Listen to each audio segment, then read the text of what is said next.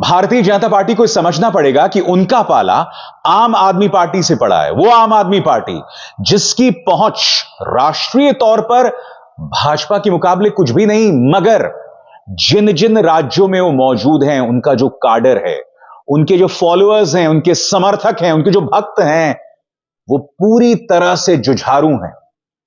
आज वो हर मोर्चे पर मुकाबला कर रहे हैं भाजपा और उसकी पुलिस का। और यही नहीं, अरविंद केजरीवाल बेशक जेल में हैं, मगर उनके संदेश के साथ सुनीता केजरीवाल सामने आई हैं। इस बात को लेकर पहले से उबुगाहट थी कि क्या अरविंद केजरीवाल की जगह उनकी पत्नी सुनीता केजरीवाल मुख्यमंत्री बन सकती हैं, क्योंकि मैं आपको याद दिलाना चाहूंगा कि सुनीता केजरीवाल भी IRS ऑफिसर रह चुकी हैं, यानी कि प्रशासन का पूरा तजुर्बा है।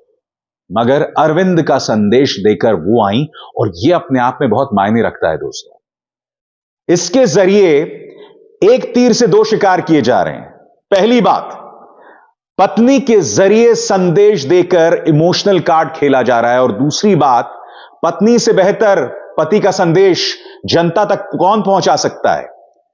क्योंकि देखिए, अरविंद केजरीवाल मुख्यमंत्री होने के अलावा एक पति भी हैं, एक पिता भी हैं, और प्रदेश की जनता में, चाहे दिल्ली की जनता हो या पंजाब की जनता हो, उसमें अरविंद केजरीवाल का जो तुरुप का कार्ड रहा है, या एक बड़ा फैक्टर रहा है, जब वो बार बार अपने परिवार की बात करते हैं। इसीलिए आज उनके संदेश के साथ सुनीता केजरीवाल आई। सुनीता केजरीवाल ने क्या कहा, कौन सी वो 4 बड़ी बातें थी, कुछ ही लम्हों में मैं आपको सुनाने वाला हूं। मगर सबसे पहले दोस्तों, जैसे मैंने बताया, भगत सिंह के बलिदान दिवस पर आज आम आदमी पार्टी का कार्यकर्ता सड़क पर मौजूद था। भगवंत मान जैसे मुख्यमंत्री के बीच में वो सड़क पर मौजूद था, अपनी ताकत दिखा रहा था। इंडिया गठबंधन के कई नेताओं ने इस मौके पर आम आदमी पार्टी का साथ दिया। ये तस्वीरें उस बात की बानगी हैं कि किस तरह से विरोध प्रदर्शन किया जा रहा है। भगवंत मान ने सवाल उठाते हुए कहा कि क्या आज तुम भगत सिंह से बड़े हो गए हो। उन्होंने कहा कि इस कदर प्रतिशोधात्मक कार्रवाई हो रही है कि 26 जनवरी को पंजाब राज्य की झांकी को जाने नहीं दिया। क्यों? क्योंकि पंजाब में भाजपा की सत्ता नहीं थी। सुनिए भगवंत मान ने क्या कहा। अंग्रेज आ गए। तो पूरे लाव लश्कर के साथ, पूरी ताकत के साथ आम आदमी पार्टी के कार्यकर्ता सड़क पर मौजूद थे। और यही नहीं, जहां जहां दिल्ली पुलिस के साथ उनका टकराव हुआ, वहां नजारा देखने लायक था दोस्तों। अब मैं आपको एक वीडियो दिखाने वाला हूं। आतिशी मरलेना जो है पार्टी की नेता हैं, वो जा रही थी और अचानक दिल्ली पुलिस उन्हें रोकती है। इसमें दिल्ली पुलिस का कोई बहुत जोर जबरदस्ती आप नहीं देखते हैं, मगर देखिएगा किस तरह से दिल्ली पुलिस को जो है लेने के देने पड़ जाते हैं। ये पूरा नजारा देखिए दोस्तों, और फिर मैं उसकी चर्चा करता हूं। चलिए आइए बैठिए, चलिए अब आइए हमारी गाड़ी, आइए हमें लेके चलिए, आइए बैठिए। नहीं बैठो आप हमारी गाड़ी। अब जाना कहाँ है? मुझे अपने घर जाना है। नहीं यहीं बैठ जाते। ये तो गजब गुंडाई है। यहीं बैठ जाओ, सारे बैठ जाओ, बैठ जाओ, बैठ जाओ, बैठ जाओ, बैठ जाओ, बैठ जाओ, बैठ जाओ। अरे आपने रोका, गोली मार दो। अरे गोली मारो ना, गोली मारो, गोली मारो, गोली मारो। हम वहाँ से अपना प्रदर्शन मारो गोली, गोली मारो, मेरी गाड़ी दे, गोली मारो सर, घर जाना है। खत्म करो ना लोग। अरे अपोजिशन को खत्म करो, अपोजिशन को खत्म करो गोली मार के। आम आदमी पार्टी कोई बात नहीं किया जा रहा है। अपोजिशन को खत्म कर दो। ये हाल है लाइन पार्टी के। ये हाल है। पार्टी ऑफिस जाने से हमें रोका गया। पार्टी ऑफिस से निकलकर सौरभ भारद्वाज जी, दुर्गेश पाठक, आदिल अहमद खान और मैं मेरे घर जा रहे थे। प्रगति मैदान पे AB 17 पे मेरा घर है। हम यहाँ पे 12 खम्बा रोड के फ्लाईओवर से नीचे उतरे और इन पुलिस वालों ने मेरा चेहरा देख के गाड़ी रोकी। अब ये कह रहे हैं हमें अपने घर भी नहीं जाने देंगे। ये क्या तानाशाही चल रही है? आप हमें पार्टी ऑफिस नहीं जाने दोगे? आप तो आपने रोका हमें। रोका क्यों रोका? आपका बता के जाएंगे क्या सर? आपका क्यों बताए? क्यों पूछ रहे हैं आप? क्यों पूछ रहे हो आप? क्यों पूछ रहे हो आप? कहाँ जा रहे हैं? घर जा रहे हैं अपने? किस अधिकार से इसलिए मैंने कहा दोस्तों, आम आदमी पार्टी बेशक राष्ट्रीय तौर पर भारतीय जनता पार्टी के आसपास नहीं है, मगर उसके कार्यकर्ता और उसके नेता सही मायने में भाजपा को टक्कर देते हैं जिन जिन राज्यों में इनकी मौजूदगी है। और यही वजह है कि लगातार पिछली 3 बार से आम आदमी पार्टी जो इस तरह से जीत रही है, 2 बार 60+ और उससे पहले भी बेशक कांग्रेस की मदद से ही सही, मगर सत्ता में थे। तो कहने का अर्थ यहां पर साफ तौर पर दिखाई दे रहा है कि वो सही मायने में लड़ना जानते हैं। और सही मायने में लड़ना जानते हैं, इसका एक और सबूत जब सुनीता केजरीवाल जो हैं वो जनता से रूबरू हुई अरविंद केजरीवाल के संदेश के साथ। जैसे मैंने कहा ना, इसके जरिए एक इमोशनल कार्ड भी खेलना था और इमोशनल कार्ड के जरिए अरविंद केजरीवाल का भावात्मक संदेश प्रदेश की जनता, पंजाब की जनता तक पहुंचाना था। अरविंद केजरीवाल ने अपनी पत्नी के जरिए कहा कि मुझे गिरफ्तार कर लिया गया है, मैं अंदर रहूं या बाहर, मैं पल पल देश की सेवा करता रहूंगा। उन्होंने कहा कि यह गिरफ्तारी मुझे चौंका नहीं रही है। सुनिए सुनीता केजरीवाल की जुबानी अरविंद केजरीवाल का संदेश, क्या कह रहे हैं वो। नमस्कार, मेरा नाम सुनीता केजरीवाल है। मैं अरविंद केजरीवाल जी की धर्मपत्नी हूँ। आपके बेटे और आपके भाई अरविंद केजरीवाल जी ने जेल से आपके लिए संदेश भेजा है। मेरे प्यारे देशवासियों, मुझे कल गिरफ्तार कर लिया गया। मैं अंदर रहूं या बाहर, हर पल देश की सेवा करता रहूंगा। मेरी ज़िंदगी का एक एक पल देश के लिए समर्पित है। मेरे शरीर का एक एक कतरा देश के लिए है। इस पृथ्वी पर मेरा जीवन ही संघर्ष के लिए हुआ है। आज तक बहुत संघर्ष किए, आगे भी मेरी ज़िंदगी में बड़े बड़े संघर्ष लिखे हैं। इसीलिए ये गिरफ्तारी मुझे अचंभित नहीं करती। आपसे मुझे बहुत प्यार मिला है। पिछले जन्म में ज़रूर मैंने बहुत पुण्य किए होंगे जो मैं भारत जैसे महान देश में पैदा हुआ। हमें मिलकर फिर से भारत को महान बनाना है, दुनिया का सबसे शक्तिशाली और नंबर 1 देश बनाना है। उन्होंने यह भी कहा कि हमें सचेत रहना पड़ेगा। आने वाले दिनों में हमें पहचानना पड़ेगा कि देशभक्त कौन है और कौन नहीं, और ऐसे ही देशभक्तों का साथ मिल रहा है। सुनिए क्या कह रही हैं सुनीता केजरीवाल अरविंद का संदेश आगे पहुंचाते हुए। भारत के अंदर और बाहर ढेरों ऐसी शक्तियां हैं जो भारत को कमज़ोर कर रही हैं। हमें सचेत रहकर इन शक्तियों को पहचानना है, इन शक्तियों को हराना है। और भारत में ही ढेरों ऐसे लोग हैं, ढेरों ताकतें हैं जो देशभक्त हैं, जो भारत को आगे बढ़ाना चाहती हैं। इन ताकतों के साथ जुड़ना है और इन्हें और मजबूत करना है।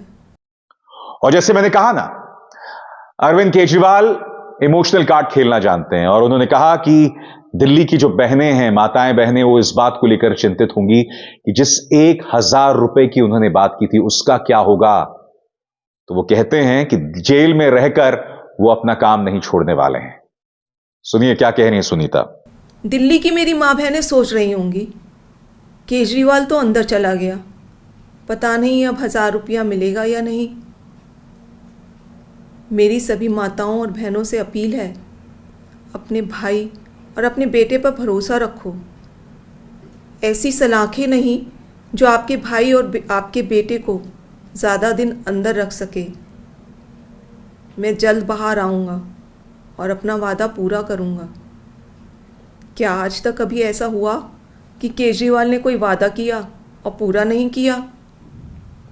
आपका भाई, आपका बेटा लोहे का बना है, बहुत मजबूत है। बस एक विनती है, एक बार मंदिर ज़रूर जाना और भगवान से मेरे लिए आशीर्वाद मांगना। करोड़ों लोगों की दुआएं मेरे साथ है, यही मेरी ताकत है। और यही नहीं, आम आदमी पार्टी के कार्यकर्ताओं से भी उन्होंने संयम बरतने की सलाह दी।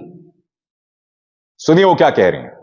आम आदमी पार्टी के सभी कार्यकर्ताओं से भी मेरी अपील है कि मेरे अंदर जाने से समाज सेवा और लोक सेवा का काम रुकना नहीं चाहिए।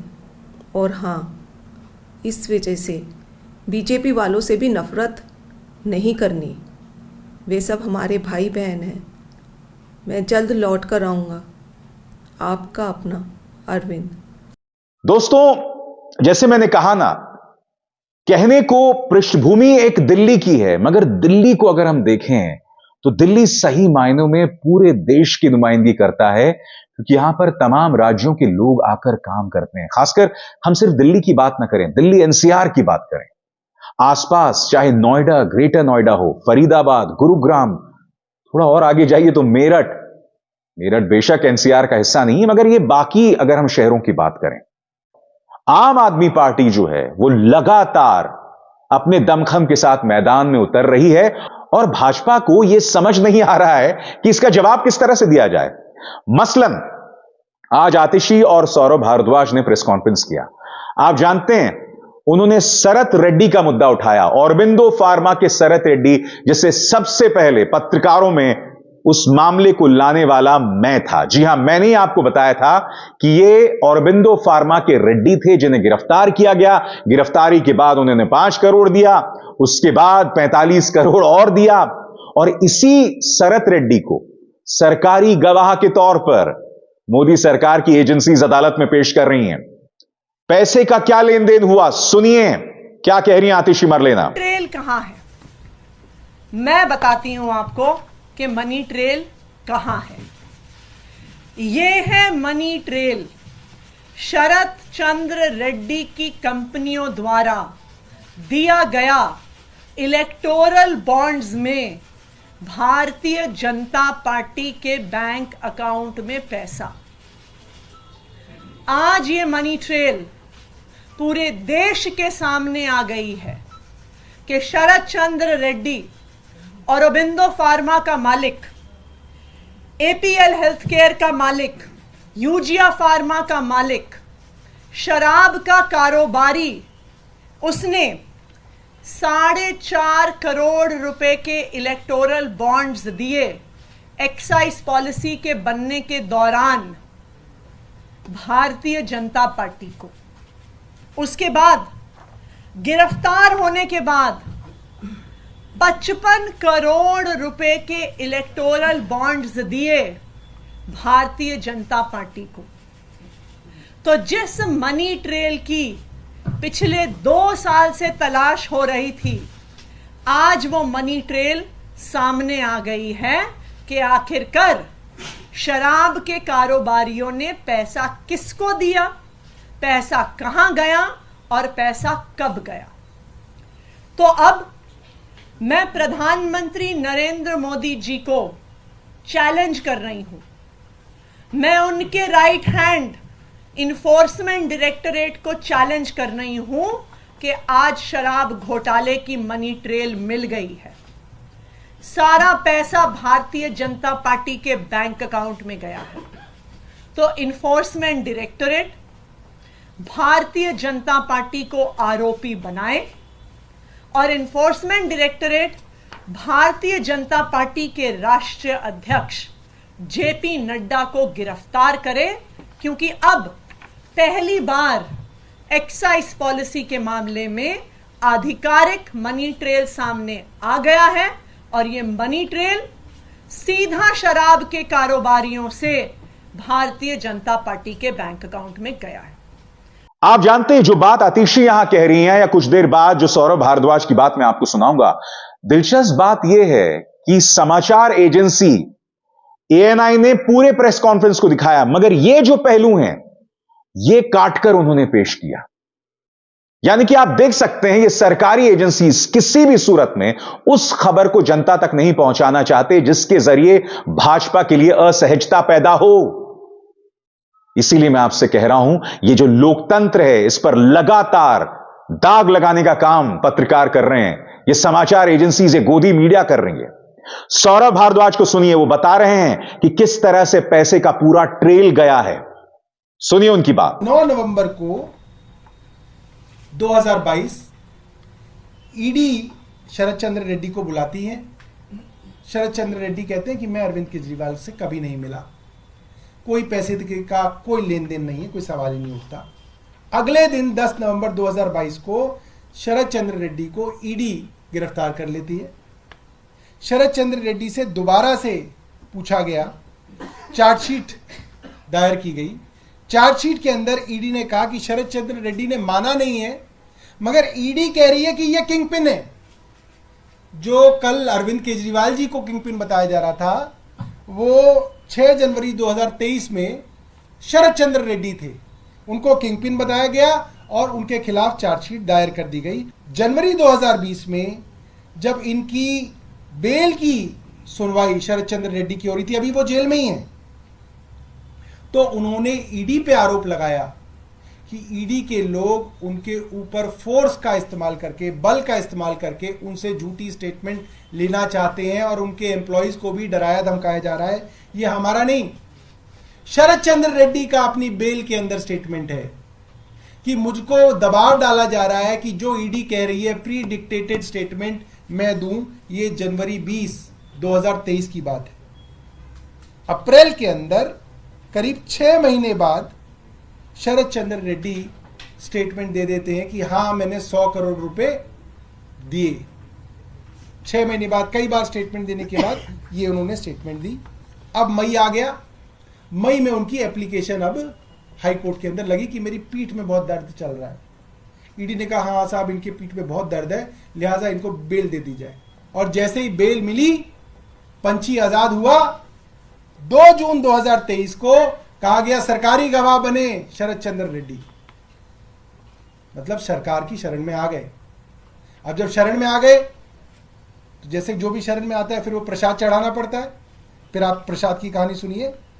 जून 2023 में शरद चंद्र रेड्डी अप्रूवर बन जाते हैं और नवंबर 2023 में जब सरकार को पता है कि ये मनी लॉन्ड्रिंग का आरोपी है, इसने तथाकथित तौर पे 100 करोड़ रुपए की रिश्वत दी, ये जेल में था, उस आदमी से उसकी कंपनियों के थ्रू 3 कंपनी जिनके नाम आतिशी ने बताए, पहली कंपनी औरबिंदो फार्मा और उसकी 2 सब्सिडीज से 50 करोड़ रुपया भारतीय जनता पार्टी ने लिया। 50 करोड़ रुपया। तो एक तरह से कहा जा सकता है पूरे दमखम के साथ आम आदमी पार्टी इस वक्त भाजपा का मुकाबला कर रही है।